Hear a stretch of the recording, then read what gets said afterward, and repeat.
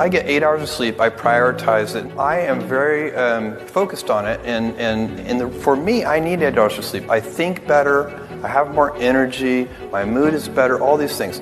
And think about it. As a senior executive, you get paid to make a small number of high-quality decisions, and they should just be as high quality as I can make them. Warren Buffett says he's good if he makes 3 good decisions a year. Yeah, I have 2 rules. Oh, okay. Rule number 1, always have fun. Rule number 2, listen to rule number 1. I used to work at a car wash. I made $30 a day from 8 in the morning to 8 at night. So they basically let you know you gotta live off your tips. So you gotta really go hard. And so I used to let them know I'd do anything for you. I'll wash the car. If you leave me $20, I'll fill your tank up. If you left me with enough time, I'll put your cassettes in alphabetical order. I think that may be the small difference between the ones who really go get it and the ones who just talking. You get one life, and out that one life, you're only gonna get out of it what you put into it. And never being okay with where you are, because after every level is another level, whether you realize it or not.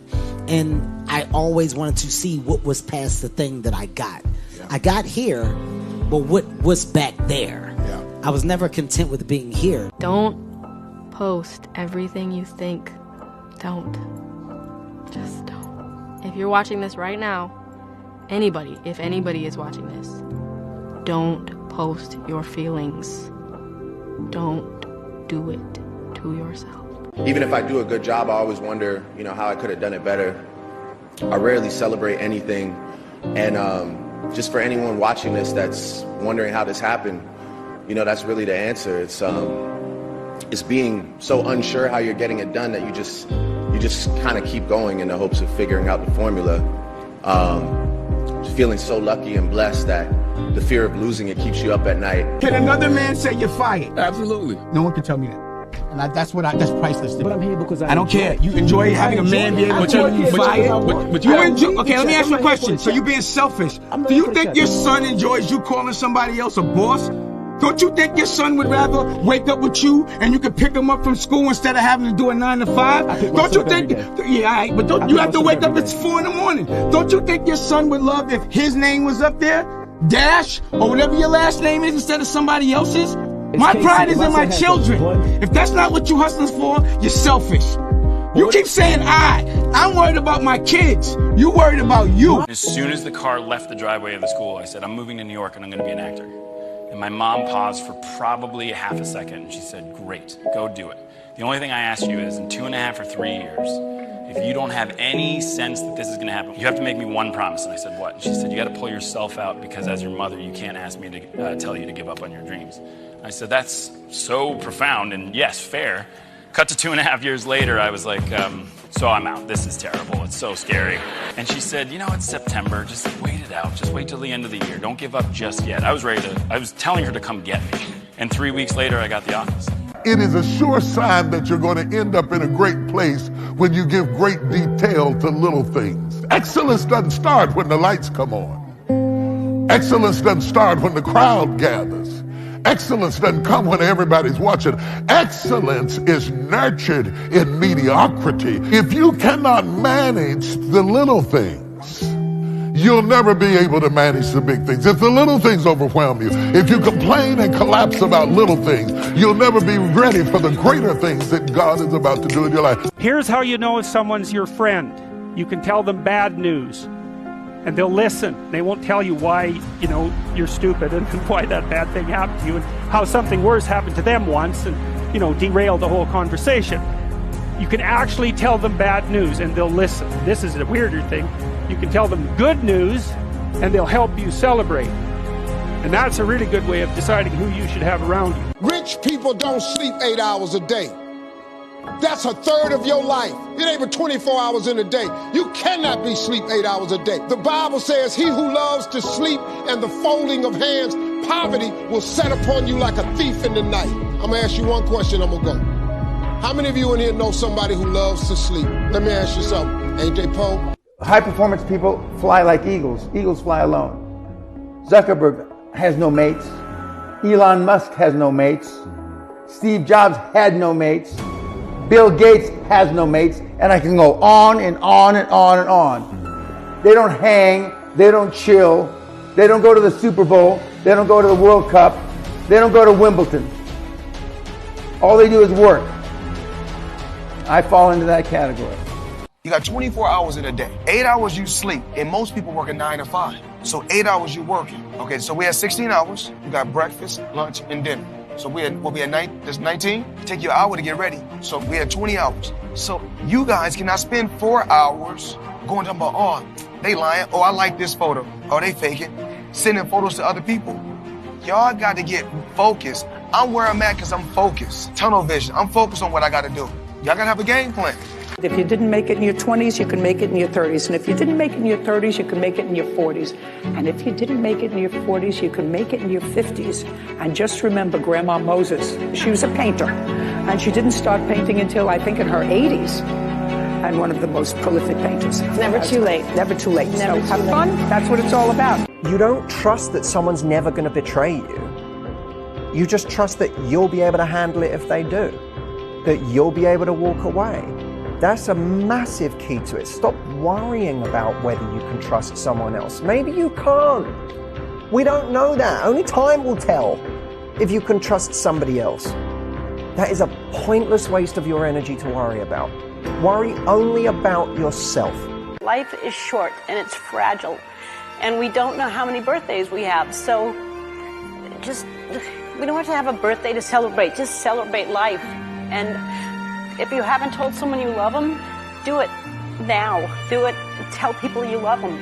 Call your friends, text your friends, hug them, kiss them. Losses are part of life. I've lost in kickboxing, I've lost in boxing, I've lost in life, I've lost in love, I've lost in family. Like, life is, you don't just win all the time. It's wins and losses. So you roll with the punches. Pun. You see, if you never heal from what hurt you, you'll bleed on people who never cut you. I gotta be honest with you, when it comes to relationship pain and when it comes to heartbreak, it's a drive-through only matter. You can't go around it, you can't avoid it. The only way to get over it is to actually face it and drive through it. I'm dead, I'm in heaven, you're God. I imagine it was a big long line and you got judgment. David, congratulations, you made it to heaven, how you feel? And right now I'm a 300-pound man. You pull the paper down, it says David Goggins. I'm reading it. And it has my name, but on this paper, it says everything about you. Everything, because God knows all. 185 pounds, Navy SEAL, changed people's lives. All these amazing things. I look at God and say, God, the name is right, but what's on here is not me. He goes, it should have been you. This was the life that you were supposed to live, but you didn't try. So this is the life that you have. I'm alone and look at me. There's nobody around me. Nobody likes me, man. It is what it is. Sometimes in life, people are not going to be around you to motivate you. They're not going to be around you to push you, to celebrate you, to applaud you. You got to do it on your own. That's what I'm doing right now. I want you guys to be all in. I want you to be all in. That's what Coach Sweeney said. Yes, sir. And the only disability in life is a bad attitude. One thing I learned in life, you can never bring somebody up if they don't want to go up. You can't. No matter how good you think you are, no matter how much you want to tell them, you can help them. If they don't want to go up, there's nothing you can do. 100%. But the reverse is not true. Somebody bad could bring a good person down, because the negativity in the world is much more stronger than the positive sometimes. And the negative people can bring you down. So I stay away from negative people. I just walk away from them. My high school English teacher, Mr. Fisk, I actually paid attention one time in class. And he said, he had this beautiful quote, and it read, "Rest at the end, not in the middle." And I took that to heart. I believe there's time for resting at the end, but for me, that time is not now. I have a dream, sacrifice for it, and never ever rest in the middle. The fact that I'm gonna die one day and that everyone around me is gonna die and no one will remember me after a certain point makes me feel so good. Like, because I could do the best thing in the world and nobody would remember it ever, and I'll die and it won't matter, and everyone else around me will die and it won't matter. Or I could do the worst thing in the world and that won't matter because I'll die eventually. So you don't really have to worry that much. First we shine the shoes, then we own the shoe shops. First we make the sandwiches, then we own the restaurants. First we clean the houses, then we own every house on the block. And then we believe in ourselves, we work hard, we take full advantage of the American dream and the opportunity. And then we end up with a Hollywood star on the block in Los Angeles. Play with it. Either you work hard for it, or you don't work hard for it. Well, me and my brother, we work hard for our stuff. It don't come easy. In life, you have to work. Either you want to be the shark of the ocean or the fish of the ocean. And right now, we want to be the shark. Take over everything. Strength, no weakness.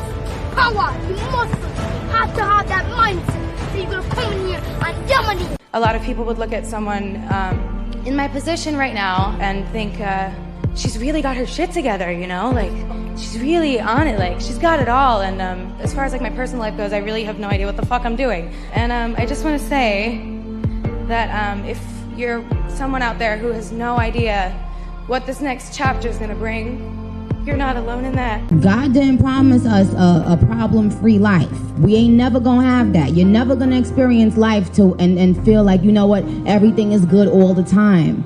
But there has to be something inside of you, even right now today, that decides you're gonna win no matter what. No matter what comes at you, no matter what was already said about you, no matter if you don't have your parents, no matter if you don't have family, you have to know and decide today, right now, that you are going to be one of the ones in this room that wins. Einstein said that if you cannot tell your goal to a 6-year-old child and have the 6-year-old child explain it to another 6-year-old child and both of them understand it, then you don't know what your goal is yourself. So ask yourself, is your goal so clear that you could tell it to a 6-year-old child, and the 6-year-old child would not only understand what the goal, but could tell you how close you are to it? The reason why grandmama's cooking was so good, because she didn't cook Sunday dinner, Sunday evening, she started Saturday night. She let it marinate overnight, that's why it was so good. The reason why your gift is not like all these other gifts that are so microwavable is because God's put something in you that is too great. And you gotta know that what's inside of you is so great that it's taking a little bit longer because God did not call you to be microwavable. I didn't have an easy experience. I didn't come in as a top-rated recruit. I didn't come in with the opportunity to play right away. I had to earn it. And you know what the greatest honor I've ever received as a player is? In my 4th year and my 5th year, I was named team captain. That, to this day, is the single greatest achievement I've ever had as a football player. Because the men in this room chose me to lead their team. When you seek revenge, you destroy yourself. And that's the paradoxical conflict that we all live in. Someone has mistreated us. We want revenge, but if we take it, we hurt ourselves more. The only answer is loving kindness. And most of us don't want to hear that. It's like, I'll take my chances with revenge. When I was born, the doctors told my parents that I would be dead within the first 24 hours of my life. 35 years later, all those doctors are dead, and I am the only doctor that remains. Never believe a prediction that doesn't empower you. Only the disciplined ones are free in life. If you are in discipline, you are a slave to your moods. You are a slave to your passions. The best time to plant a tree was 25 years ago. The second and the best time is today. No matter what you've done, you have the right to be forgiven. I don't let nobody hold me to the mistakes I made. Look, man, once God forgive me, I'm through with you. You can feel how you want to feel about me, but you can't drive your car looking in the rearview mirror. See, you got to get your eyes off the past and look at where you're going. If you want me to be the bad guy, I'll be the bad guy. If you want me to be the good guy, I'll be the good guy. But I have no problem being both. Sometimes it's better to be the bad guy, because then you know really what the person think about you. Because when they say they like you, you don't know if they like you. But when they say they hate you, then you know they really hate you. but I make haters become my fan. That's my problem. So I need more haters. When I was 20, I was a garbage man. I worked the back of the truck, 22 square blocks. That's hard. Doing movies, there's nothing that we do in the movies that's hard. I used to deliver for United Parcel Service on a truck. Right. That was hard. Yeah. This is a joke. Last but not least, I want to thank me. I want to thank me for believing in me. I want to thank me for doing all this hard work. I want to thank me for having no days off. I want to thank me for never quitting. I want to thank me for always being a giver and trying to give more than I receive. I want to thank me for trying to do more right than wrong. I want to thank me for just being me at all times. Snoop Dogg, you a bad. You may have arms and legs, but unless you know three things. Number one, who are you and what your value is? Number two, what is your purpose here in life? And number three, what is your destiny when you're done here? If you don't know the answers of any of those three questions, you're more disabled than I. Where you are now is just a reflection of your past thoughts, your past thinking. So if you want to change your future, you got to change your thoughts now and then put them into action ultimately. Winning's not loyal to you. It doesn't care about you. Winning doesn't care how sore you are. Winning doesn't care how much sleep you get. Winning doesn't care how hard you work at times. And sometimes a guy doesn't outwork you and he still wins. It isn't fair, man. Sometimes there is no justice. Winning requires all of you and then more, and it promises you nothing. It's a mastermind of creating fear and doubt in your mind.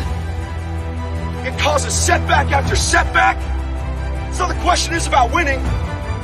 Are you willing to sprint when the distance is unknown? There will be times when you seemingly face insurmountable obstacles, but that's when you dig deep into your soul for the courage and the fortitude to keep going and to never forget that despite life's detours, you are destined for greatness. My name is Kobe Bryant. I'm 17 years old. I wasn't invited to parties or friendly gatherings on the weekend. So on Fridays and Saturdays, I would go in my rec room with my basketball and basically dribble myself to sleep. I think that was the best thing that could have ever happened to me, because during those lonely hours in the rec room, I discovered the hunger, the motivation, and the desire to be the best possible basketball player that I could be. It's a great feeling to know that you set a goal for yourself and you were able to reach that goal and to knock it down. Make sure that you are talking to yourself in a way that is loving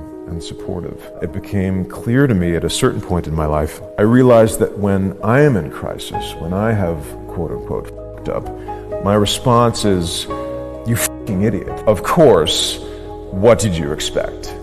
If I spoke to my friends like I used to speak to myself, I would have no friends.